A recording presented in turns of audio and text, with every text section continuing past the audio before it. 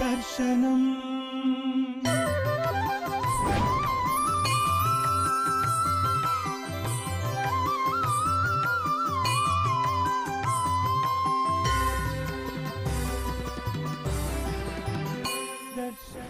మొట్టమొదట మీరు కడిమెళ్ళ గారి ప్రేరణతో మొదటి అవధానమైంది కదా, వేదిక మీద మొదటి అవధానం జరిగింది. అప్పటి నుంచి ఇప్పుడు మొన్నటి 19వ శతావధానం దాకా ఒక్కసారి రేఖామాత్రంగా ఆ ప్రస్థానం చెప్పండి. వరసగా 1992లో మొదలుపెట్టాను. మొదట మల్లంపల్లి ఏకోరామసిద్ధుడు గారు నరసాపురంలో ఉండేవారు. కడిమెళ్ళ వారి సొంత ఉద్యోగం అక్కడే కదా మరి. అవును. ఆయన గోవిందరాజన్ గారు పరమ శ్రీ వైష్ణవ సంప్రదాయ కుటుంబం, చాలా ఉత్తముడు ఆయన. ఆయన ఇంట్లో ఈయన ఉండేవారు. ఎవరు? ఏకోరామ గారు. ఇది విచిత్రం చెప్పంటారా? ఏకోరామ గారేమో లింగధారులు, పూర్తిగా శైవం. గోవిందరాజన్ గారేమో పూర్తిగా వైష్ణవ ఆరాధ్య సంప్రదాయం. ఈ ఇద్దరు ఆయన ఇంట్లో ఈయన ఉండేవారు. ఇద్దరు అసలు అదేంటి మన సంప్రదాయం గొప్పతనం. అద్వైతం అంటే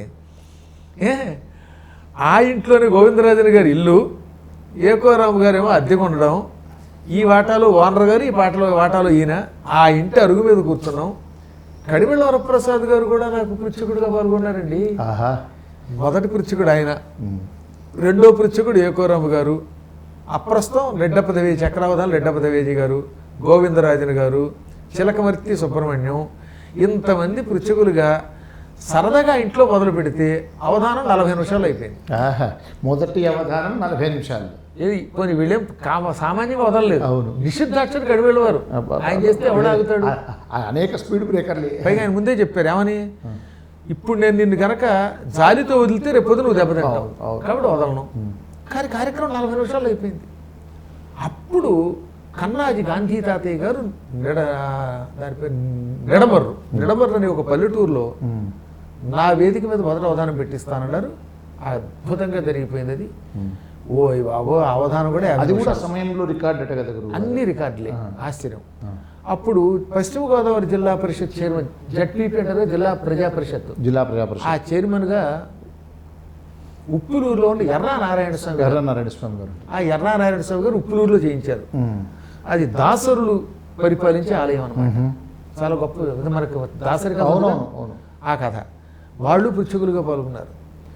ఇంకా పాందువ అదొక అగ్రహారం, ఉండి భీమవరంలో డిఎన్ఆర్ కాలేజీలో నేను ఎవరి దగ్గర చదువుకున్నానో లెక్చరర్లు పృచ్ఛకులు, హేమహేమిలు. ఈ విధంగా విజృంభించి చేసేసానండి. ఈ 95 నాటికి 100 అష్టావధానాలు దాటిపోయి అందరూ ఆశ్చర్యపోయి సెంచరీ కొట్టేశారు. సరిగ్గా 95లో నేను ఏలూరులో ఉద్యోగం చేస్తున్నానుగా, 93 నుంచి కూడాను, 92 నుంచి ఆ ఉద్యోగం చేస్తున్నప్పుడే జిల్లా కలెక్టర్ దేవరకొండ రామకృష్ణ గారు, ఆయన డి రామకృష్ణ గారు మీకు తెలుసు, సన్నగా చక్కగా ఉండేవారు. అవునండి, కొంచెం గడ్డం ఉండేది. వారు అధ్యక్షులుగా ఒక సంస్థ ఉండేది అక్కడ, అమరశ్రీ అన్న ఆయన ఆ సంస్థను స్థాపించాడు. ఆయన మొదటి శతావధానం చేయించాడు. రామకృష్ణ గారు పృచ్ఛకులు, నాకు 100 మంది పృచ్ఛకుల్లో శతావధానంలో చెరువు సత్యనారాయణ శాస్త్రి, మహానుభావులు, ఇలాంటి హేమహేమీలంతా, దోర్బల ప్రభాకర శర్మ గారు, మన గరిగిపాటి ఆయన కూడా. అప్పటికి ఏమైపోయిందంటే నేను గరిగిపాటి కంటే ముందు అవధానంలో ప్రవేశించినప్పటికీ వెనకొచ్చిన కొమ్ముల్లాగా ఆయన దూసుకుపోయాడు కాకినాడ. కానీ శతావధానంలోకి మాత్రం ఆయన నేను ఇంచుమించుగా అడుగు పెట్టాం, సమకాలికం ఒకేసారి అడుగు పెట్టాం. ఇంతమంది పృచ్ఛకులుగా శతావధానం అద్భుతంగా జరిగింది. ఆ జరగగానే వాళ్ళు విశాఖపట్నంలో ఐవి రావు గారు అన్న ఆయన కళాభారతిలో 2వ శతావధానం. ఆ తర్వాత 99లో మళ్ళీ తాడేపల్లిగూడెం. ఆ తర్వాత కేవలం 3 శతావధానాలు చేయగానే 2000 సంవత్సరంలో సహస్రావధానం 3 భాషల్లో, సంస్కృతాంధ్ర హిందీ భాషలో. వేడసాని మోహన్ గారు పాల్గొన్నారు. మన మాడుగుల జొన్నవిత్తులు వారు నా మీద అద్భుతమైన పాట రాశారు కదా, కవి, మన జొన్నవిత్తుల కవి రాశారు. ఇలాంటి వాళ్ళంతా పాల్గొన్నారు. మన అప్పట్లో రాళ్లబండి కవితా ప్రసాద్ గారు, పాపం పోయే లోకంలో ఉన్నాడు గారు, ప్రేమ, వీళ్ళందరూ పాల్గొన్నారు. సంస్కృతం, హిందీ, తెలుగు భాషలు. మొట్టమొదటి అవధాన చరిత్రలో, దేశ చరిత్రలో 3 భాషలతో ఒక సాహితీ ప్రక్రియ జరగడం అనేది ఇదే అదొక అద్భుత ఘట్టం. దీనికి ఒక కారణం ఉంది. 98లో ఈ సెంట్రల్ హిందీ డైరెక్టరేషన్ అంటే కేంద్రీయ హిందీ యూనివర్సిటీ విద్యాలయం, సెంట్రల్ హిందీ డైరెక్టరేట్ అంటారు, ఆగ్రాలో తెలుసు కదా, కేంద్రీయ హిందీ విశ్వవిద్యాలయం. అందులో పనిచేస్తున్న చిన్నస్వామి ఒక ఆయన ఉన్నాడు. ఆయన మన నరసాపురంలో కొంతకాలం ఉన్నట్ట. రెడ్డప్ప దవేయితో అన్నాడు, కాస్తో కోస్తో హిందీ అవధానం చూపించాలి, ఇక్కడ హిందీలో అవధానం చూపిస్తే అవధాన ప్రక్రియ తెలుస్తుంది అంటే మన దవేగి ఏం చేశాడు, మా పద్మాకర్ హిందీలో కవిత్వం చెప్పగలడు కదా, సాహసించి చేయించేద్దాం అన్నాడు. 1998 ఉగాది. ఆ కాగితం ఇక్కడ చూపిస్తాం, తర్వాత వీలుంటే దాన్ని మీరు తప్పకుండా ఒక వీడియో తీసుకుంటారు. అక్కడ వాళ్ళు అమర్ ఉజాలా పత్రికలో వేశారు. ఆ విధంగా 98 ఉగాది కేంద్రీయ హిందీ విశ్వవిద్యాలయానికి వెళ్ళాను. అందులో మరాఠీ వాళ్ళు పాల్గొన్నారు. మరాఠీ వాళ్ళు గుడి పడవ అంటారు, మనం ఉగాది అంటాం.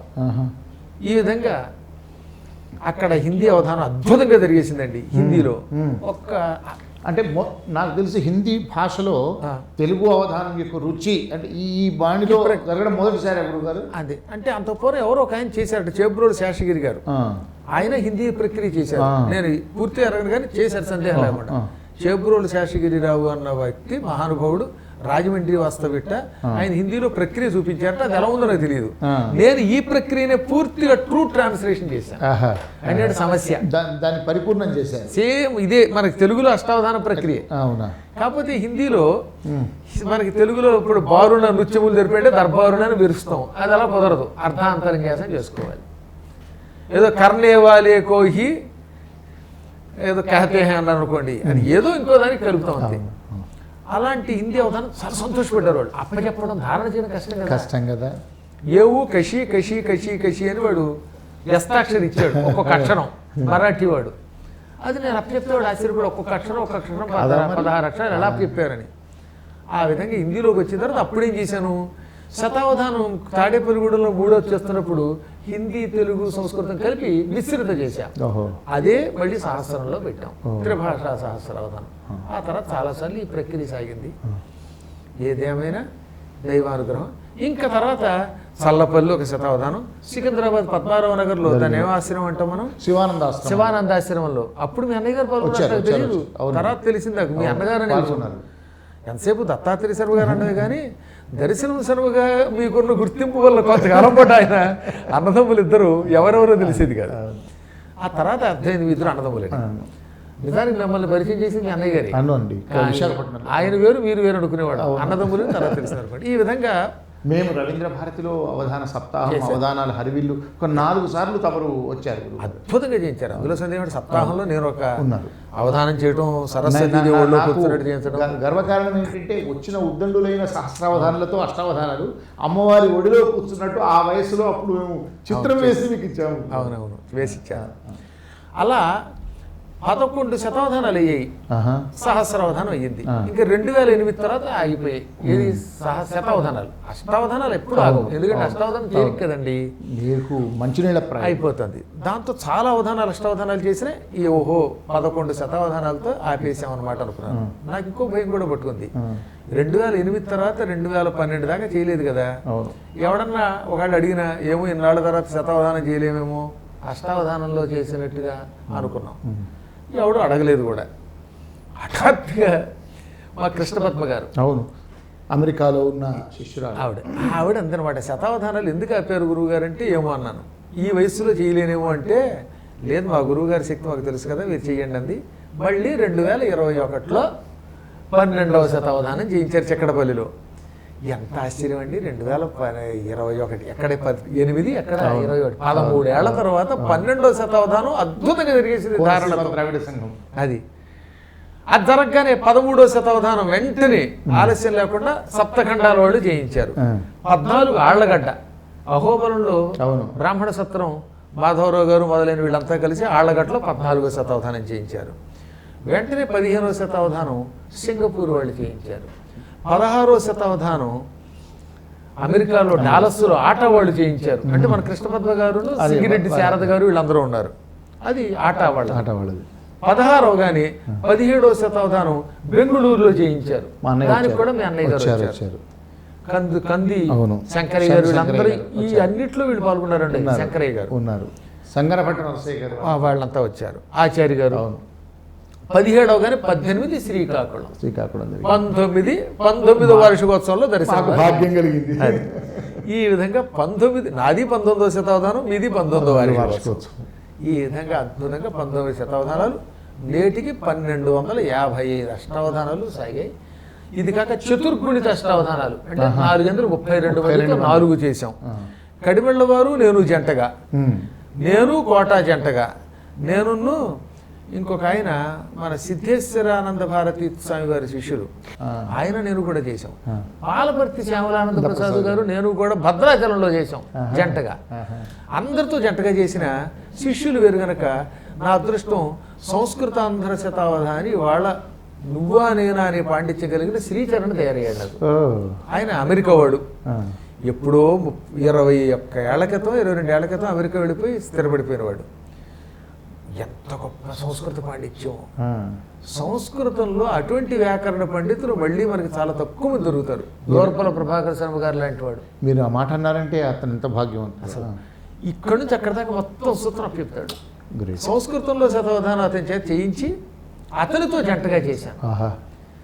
ఆ తర్వాత 8 ఏళ్ల బాలిక అహల ఆ అమ్మాయిని తయారు చేశాం. ఈ సమయంలో నా అదృష్టం నన్ను ఎంతో భక్తితో వెతుక్కుంటూ భరత శర్మ మొన్న అది ఈ ఇంట్లో ఈ హాల్లోనే అతనికి నేను బాల వ్యాకరణం నేర్పాను. నా దగ్గర బాల వ్యాకరణం నేర్చుకున్నాడు. ఇది ఇక్కడ పురాణం జరుగుతుండగా నాగోల్లో 15 రోజులు ఉన్నాడు. ఆ 15 రోజులు అంత పూర్వం అతను వేరు, ఆ 15 రోజులు అతని జాతకమే మారిపోయింది.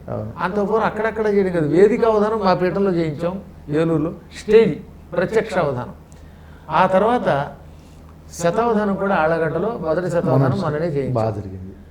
నాతో జంటగా చేయాలంటే మళ్ళీ వాడు బాగా పనికొస్తాడు. నా వేగం, నా ధారణ అన్నీ ఉన్నవాడు.